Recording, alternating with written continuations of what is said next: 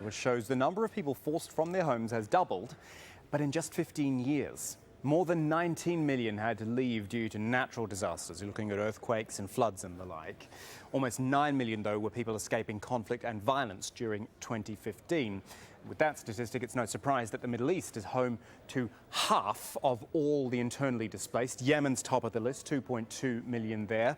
But then we've got further north, Syria, 1.3 million. Overall is 7 million, though, 1.3 million in the last year. Where else should we look at? Iraq as well, 1.1 million forced to leave their homes there. But then right across here, we can also look at South Asia, Southeast Asia, 3.7 million in India. That is from disasters mostly, with these developing countries hit the hardest. More than 3.5 million in India living in conditions unfit for humans. And it's the same over in China, actually, 3.6 million there forced from their homes in 2015. Well, we've got Nepal as well, forgive me. The report, 2.6 million in Nepal as well. Right. Now, this report, compiled by the Internal Displacement Monitoring Centre, which is part of the Norwegian Refugee Council, Jan Egeland, he is Secretary General of the Refugee Council, told us a little bit earlier that the world needs to do more to stop the crisis. It is a report giving horrific figures, really. 28 million times last year, a man, woman or child was displaced either by conflict and violence or by disasters. 28 million times. That's 66,000 people who had to flee their homes or wherever they were every single day last year. We launch it because it is really a wake-up call for decision makers, policy makers and others. The internally displaced, those being refugees, if you like, within their own country, are the most neglected, the most vulnerable of all of the people we try to assist as humanitarians.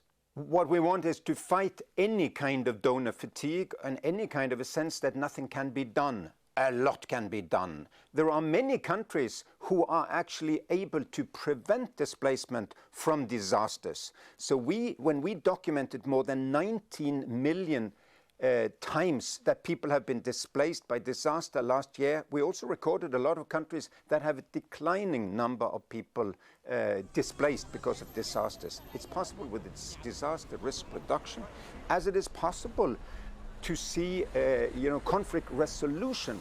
Even Syria, Yemen, Iraq, which are the three countries on earth with the largest number of new displacements, peace can come. It's a matter of political will.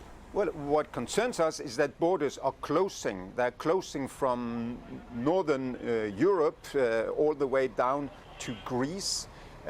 We think it's very concerning, the EU-Turkey deal, because it's not clear that people can seek asylum in Europe anymore.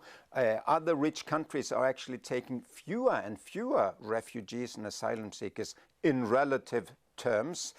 Of course, most of these problems should be solved in the country themselves. People should be prevented from having to flee from their homes. And here is where the political settlements come in. And it's not only the Western countries, it is as much neighbors and regional powers that are part of the problem. And we can have disaster risk reduction, which is happening from Cuba to Vietnam. People are able to withstand the shocks of nature. And that is very important now that climate change is coming. We have to protect people from the shocks of nature, as we have to protect people from violence from armed groups.